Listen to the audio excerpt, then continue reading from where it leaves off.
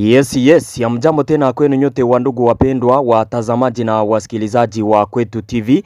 Nyote kwa ujumla mnaoendelea kuwa nasi ndani ya taarifa zetu za kila siku na kila wakati, tunawasalimia wale mnaotufuata mkiwa Marekani, Ulaya na Afrika. Salamu zetu ziwafikie kabisa na tunawatakia tena siku njema na mchana mwema wa leo dimanche le 25 janvier 2026, na tunawakaribisha kwa mara nyingine katika taarifa zetu za siku ya leo. Kama kawaida tumewaletea habari mbichi kuhusu hali ya usalama mashariki mwa nchi ya Kongo, pamoja na taarifa mbalimbali tena tofauti zinazosemekana nchini Kongo. Habari ambazo tumewaletea siku ya leo ni mingi kabisa. Hatukupata namna ya kuwapa habari za asubuhi, tulikutana na kapeti probleme tumekuja kuwapa habari zote kwa pamoja za asubuhi na za mchana wa leo. Ni habari mingi kabisa. Tutawaambia kuhusu ndege za kijeshi za FARDC ambazo zinaendelea kufanya maoperasio katika maeneo tofauti ya waasi wa M23 na kupiga kabisa mangome tofauti za hawa waasi. Upande mwingine tutawapeleka katika maeneo ya Fizi kwenye Twirwaneho inatahadharisha kuhusu mpango mpya wa jeshi la Kongo na washirika wao wazalendo kwa kuwatake maeneo yao, ambapo inasema kwamba wana mpango wa kuwatake Wanyamulenge. Ni taarifa ambayo waliitangaza kabisa siku ya leo.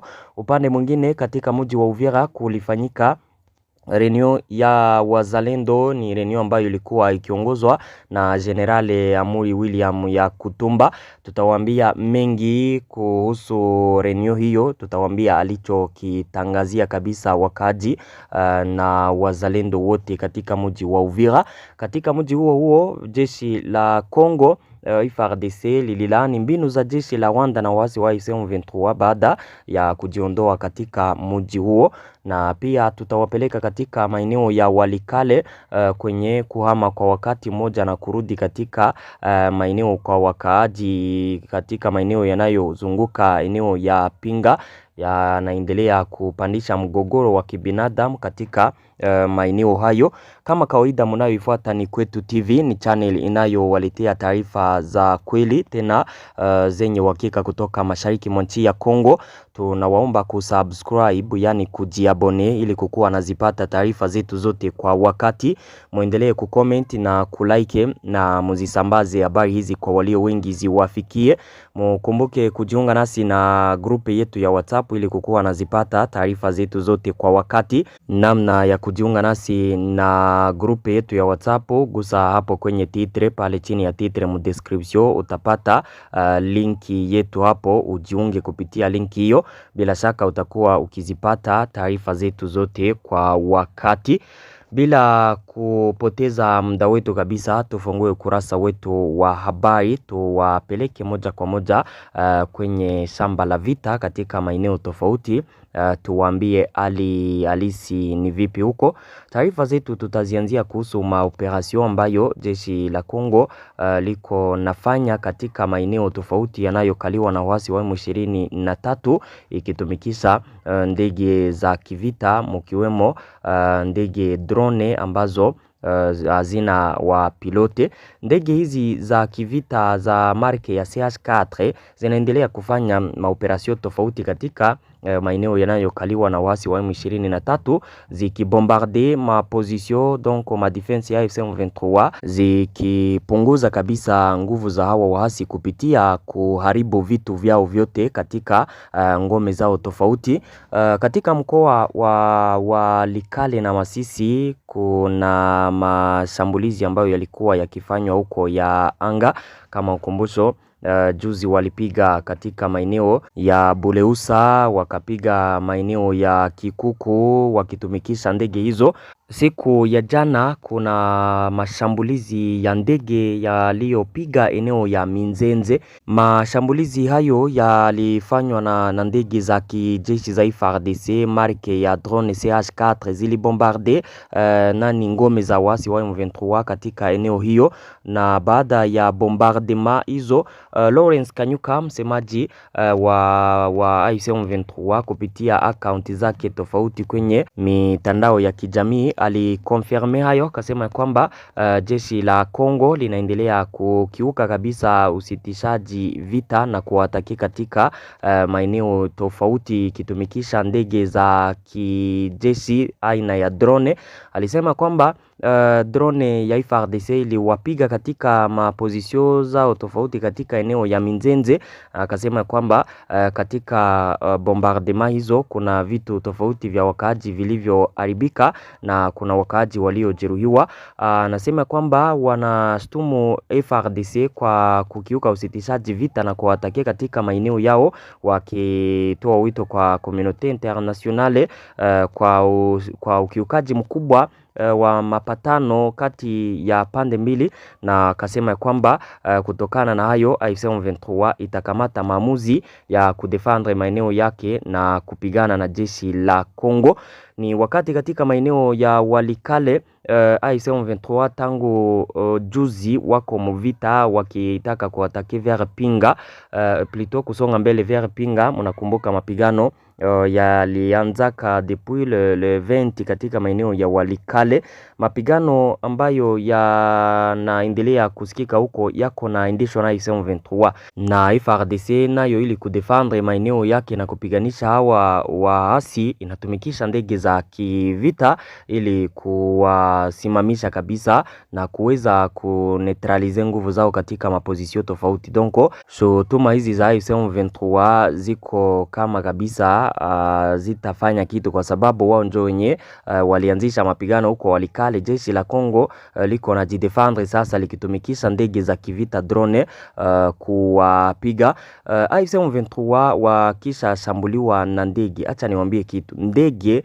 hata kama inapigaka na hakuna offensive chini eti wa avance wa kamate maeneo, me avio inaachaka kabisa waasi wa M23 wanapoteza sana. Ndiyo maana kukisha tumika avio mnaonaka wanaanza lalamika kwenye mitandao wakialerte kuhusu communauté nationale wakishutumu jeshi la Kongo. Ikisha kuwa offensive wanapigana pale inakuwaka kupoteza kati ya pande mbili kwa sababu vita kabisa inakuwaka wako wanashambuliana hapa na pale wanaonana, donko pande mbili wote watapoteza wanajeshi. Me ikiwa frappe ni ya drone ama Sukoi, drone itafrape kama ni 3 fois 4 fois iende na pale kwenye itapiga, na waambie kwamba vitu vyote vitaharibika. Sasa ikisha piga mo mapozisio zao, kuko deja wanajeshi hapo, kuko vifaa vyao, masilaha, chakula na vitu vingine ambavyo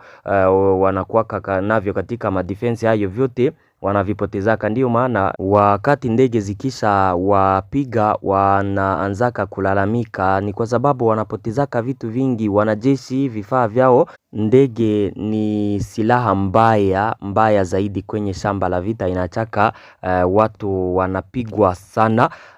Hapo sasa ni AFC M23 ambayo ilikuwa ikikonfirme kupigwa kwao hapo, ikishutumu jeshi la Kongo kwa wanakiuka hayo. Jeshi la Kongo liko natumikisha ndege kwa kujidefendre, kwa sababu wao ndio wenyewe walishaanzisha vita maeneo ya Walikale. Tuendelee na taarifa zetu, tuwapeleke moja kwa moja katika maeneo ya Fizi na Uvira kwenye waasi wa Twirwaneho walitahadharisha kuhusu mpango mpya wa jeshi la Kongo na washirika wao wazalendo kwa kuwaatake katika maeneo yao na vijiji vya Wanyamulenge. Taarifa yao ambayo walitangaza walisema ya kwamba jeshi la Kongo na jeshi la Burundi pamoja na wazalendo na FDLR pamoja na wamercenaire wako na ingia wengi katika maeneo ya Fizi na Uvira ili kupanga kuatakie vijiji vya Wanyamulenge katika maeneo ya Minembwe na kwingineko. Katika taarifa yao tunasoma ya kwamba jeshi la Burundi walideploye wanajeshi wao katika eneo ya Mutambala, eneo ya Fizi pamoja na eneo ya Kichula pamoja na Itota na eneo ambayo inaitwa Kananda kwenye wanapanga kuanzisha offensive wakiwa pamoja na jeshi la Kongo FARDC. Kwa wakaaji wa Minembwe wanasema kwamba kufika kwa wanajeshi hao wapya katika maeneo hayo ni hatari kubwa kwa wakaaji wa Wanyamlenge wanaoishi katika maeneo ya Minembwe na maeneo karibu na hapo. Katika taarifa hiyo wanatoa wito kwa communauté nationale na internationale kwa kukamata maamuzi yanayohitajika ili kusimamisha jeshi la Kongo na mpango huo wanao wa kuwataki Wanyamlenge katika maeneo tofauti ya Fizi, na wanakumbusha community internationale kuhusu mapigano yaliyokuwa yakiripotiwa katika siku za hivi juzi, mkiwemo kutumikisha ndege za kijeshi upande wa Kongo kuwashambulia donc waasi hao katika maeneo ya Rugezi, Mukoko na kwingineko. Wanasema kwamba huo ni ukiukaji mkubwa wa makubaliano kati ya pande mbili. Wanashutumu jeshi la Kongo kwa kukiuka usitishaji wa mapigano.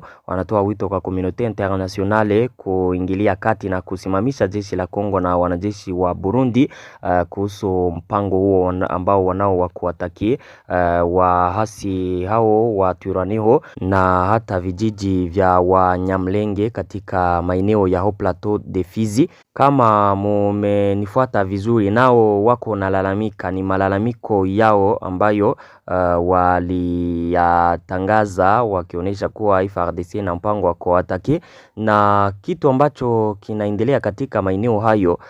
Donc AFC M23 na washirika wao wote wanakuwaka na mbinu ya kulalamika sana kumedia ili waoneshe makomunote internationale ya kwamba wale ambao wako na kiuka makubaliano ni jeshi la Kongo.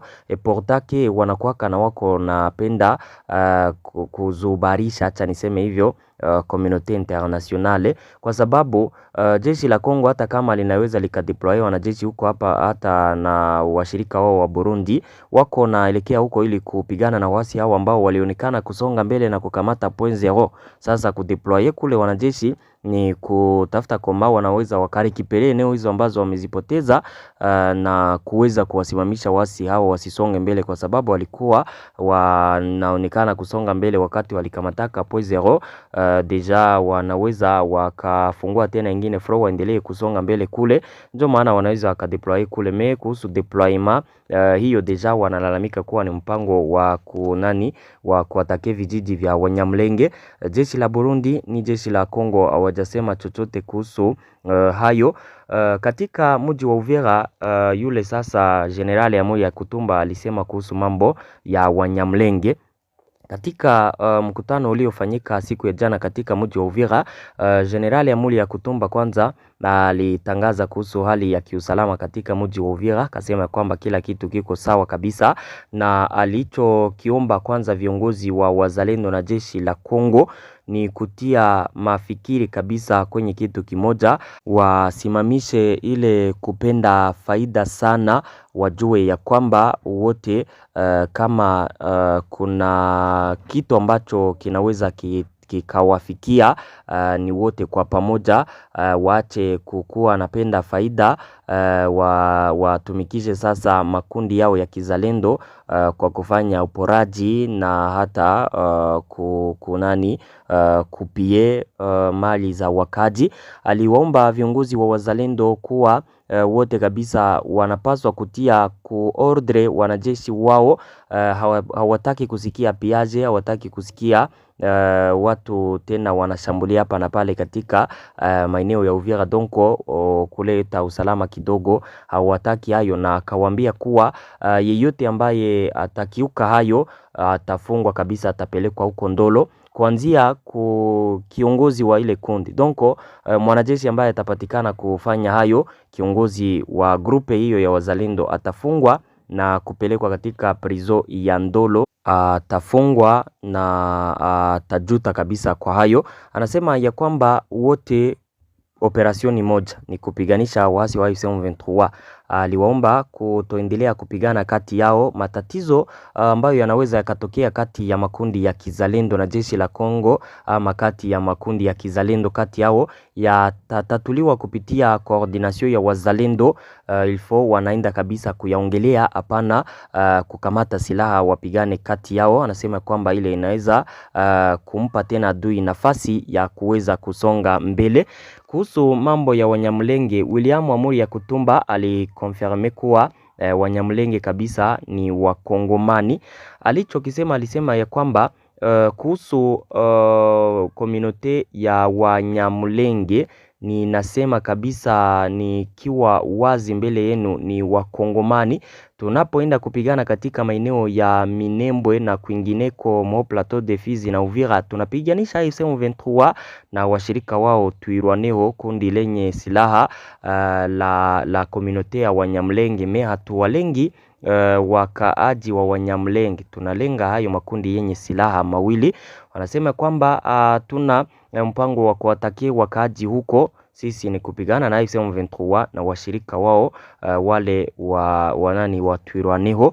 Anasema kwamba Wanyamulenge wanaoishi Minembwe na kwingineko ni Wakongomani, na hata katika constitution, katiba ya Kongo, wako ndani kama Wakongomani. Kwa hivyo hakuna haja ya kuwabagua na kusema ya kwamba ni Wanyawanda ama ni si Wakongomani. Hapana, ni Wakongomani kabisa, kwa sababu wako watu wa origine ya Kongo kama inavyosema constitution ya nchi ya Kongo. Yule ni William Amuri Yakutumba ambaye alisema hayo siku ya jana katika kikao kilichofanyika katika mji wa Uvira. Tukiwa huko katika mji wa Uvira, katika taarifa iliyochapishwa Ijumaa hii siku ya juzi le 23, vikosi vya wanajeshi vya Jamhuri ya Kidemokrasia ya Kongo FARDC vilitoa tahadhari kwa maoni ya kitaifa na kimataifa kuhusu kile wanachokielezea kama mbinu za jeshi la Rwanda na wasaidizi wake katika muungano wa M23, kulingana nao zinazolenga kudumisha ukosefu wa usalama na machafuko mashariki mwa nchi. Inasemekana kwamba mbinu hizi zilizingatiwa baada ya vikundi hivi vyenye silaha kutoka mji wa Uvira katika jimbo la Kivu Kusini. Kulingana na taarifa hiyo, usiku wa kuamkia kuhamishwa kwao, jeshi la Rwanda na waasi wa M23 walipora mji huo kimfumo na kuacha kwa mikono ya magenge ya waporaji yaliyopangwa vizuri. FARDC inaonyesha kwamba vitendo hivi vya uharibifu na wizi vimelenga miundombinu muhimu ya serikali na binafsi, pamoja na vifaa vya ukarabati wa barabara na magari ya serikali. Taarifa hiyo pia inadai kwamba operation hizi zilipangwa wakati wa mkutano uliofanyika le 17 Janvier 2026 huko Uvira, ukiwakutanisha wawakilishi wa jeshi la Rwanda pamoja na M23 na washirika wao Twirwaneho na Redi Tabara. Zaidi ya hayo, FARDC inakataa tuhuma za madai ya unyanyasaji uliofanywa na vikosi vyake dhidi ya jamii fulani. Wanaelezea madai haya kama uongo wa wazi uliotungwa katika ofisi za jeshi la Rwanda. Jeshi la Kongo lilibainisha kwamba limeweka hatua za usalama na ulinzi kwa jamii zote, ikiwa ni pamoja na Wanyamulenge ambao kulingana nao walikataa kutumiwa kama vibaraka na vikundi vyenye silaha.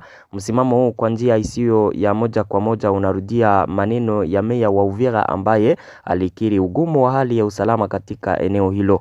Kulingana na afisa wa jiji, kulikuwa na wadanganyifu waliojifanya kama FARDC na wazalendo ambao waliwanyanyasa watu, kabla ya kuongeza kwamba watu hawa baada ya kurudi kutoka jijini wamejifunza somo lao la hakika na watabadilika.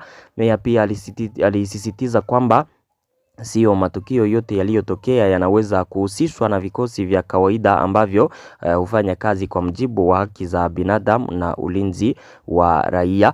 Katika taarifa yao, toujours FARDC hatimaye ilithibitisha tena ahadi yao ya kutovumilia kitendo chochote cha mauaji ya kimbali kilichopangwa au kufanywa katika ardhi ya Kongo, na kusisitiza adhima yao thabiti ya kutetea uadilifu wa eneo la kitaifa na kulinda jamii zote na mali zao hata kwa kafara ya mwisho.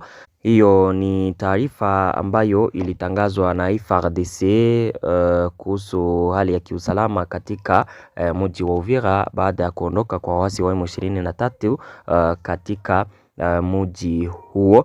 Tuendelee na taarifa zetu, tuwapeleke katika maeneo ya Walikale. Eneo la afya la Pinga katika eneo la Walikale huko ni ndani ya Nord Kivu linakabiliwa na hali ngumu sana ya kibinadamu iliyoangaziwa na watu wengi kuhama makazi yao na kurejea kwa wakati mmoja katika muktadha wa usalama ambao bado haujatulia. Kulingana na vyanzo vya kibinadamu vya eneo hilo, zaidi ya watu 30,000 tayari wamerejea katika baadhi ya maeneo katika eneo hilo, lakini marejesho haya yanafanyika katika hali mbaya na bila dhamana ya kutosha ya usalama. Wakati huo uhamishaji zaidi bado unafanyika na kufanya iwe vigumu kukadiria kwa usahihi idadi ya kaya zilizohamishwa, hasa kwa kuwa shughuli za utambuzi bado hazijafanywa. Mizunguko hii ya watu inahusishwa moja kwa moja na mapigano ya hivi karibuni kati ya waasi wa M23 na vikosi vya serikali katika maeneo ya Balinda na Banakindi katika kundi la Kisimba. Mapigano hayo yamesababisha uhamaji mkubwa wa wakaaji kutoka vijiji kadhaa ikiwa ni pamoja na Pombi, Itea, Muntanga na Buma ambavyo sasa vimekaribia kuachwa bila watu. Wakaaji wengi walikimbilia msituni huku wengine wakielekea katika jiji la Pinga linaloonekana kama kituo salama zaidi. Muhimili wa Rusamamu, Pinga na Pinga Mutongo hujilimbikizia harakati nyingi huku shinikizo kubwa la idadi ya watu likionekana katika vituo vya kimkakati vya Pinga na Mutongo. Ingawa baadhi ya marejesho yanazingatiwa, mashirika ya kibinadamu yanaonya kwamba hayawezi kuwa endelevu. Kaya nyingi hurejea katika vijiji vyao bila msaada, bila makazi ya kutosha na katika mazingira ambayo bado yanakabiliwa na vurugu za kutumia silaha. Ufikiaji wa kibinadamu unabaki kuwa wa kawaida na wakati mwingine mdogo, na hivyo kuzuia tathmini kamili ya mahitaji na utekelezaji wa majibu yanayofaa. Tahadhari nyingi zilizoripotiwa kutoka uwanjani bado hazijatathminiwa na zinategemea tu utambuzi wa awali. Vyanzo vya kibinadamu vya ndani vinasema hayo. Hali ya maisha ya watu waliokimbia makazi yao na waliorejea inachukuliwa kuwa ya kutisha sana. Watu hawa wanakosa kila kitu: chakula, maji ya kunywa, huduma za afya, makazi na riziki. Hatari za mapengo makubwa ya kisekta ni kubwa, hasa katika maeneo ya usalama wa chakula, ulinzi wa raia, makazi na vitu muhimu vya nyumbani. Msongamano katika maeneo ya mapokezi, kuishi kwa muda mrefu msituni na ukosefu wa huduma za msingi huwaweka wanawake, watoto na wazee katika hatari kubwa ya vurugu, magonjwa na ukosefu wa lishe. Kwa kuzingatia mabadiliko ya tabianchi, timu ya uratibu wa kibinadamu inatoa mapendekezo kadhaa ya dharura, ikiwa ni pamoja na upangaji wa haraka wa misheni za tathmini za sekta nyingi kwa usaidizi wa mbali kutoka kwa makundi, uimarishaji wa uratibu katika kati ya makundi katika maeneo yaliyoathiriwa na uhamishaji pamoja na urejeshaji wa wakati mmoja. Kipaumbele cha maeneo ya Masisi, Ruchuru na Lubero ambayo pia yameathiriwa na migogoro kama hiyo, na ufuatiliaji maalum wa waliorejea, hasa kuhusu ulinzi, urejeshaji wa riziki na mshikamano wa kijamii.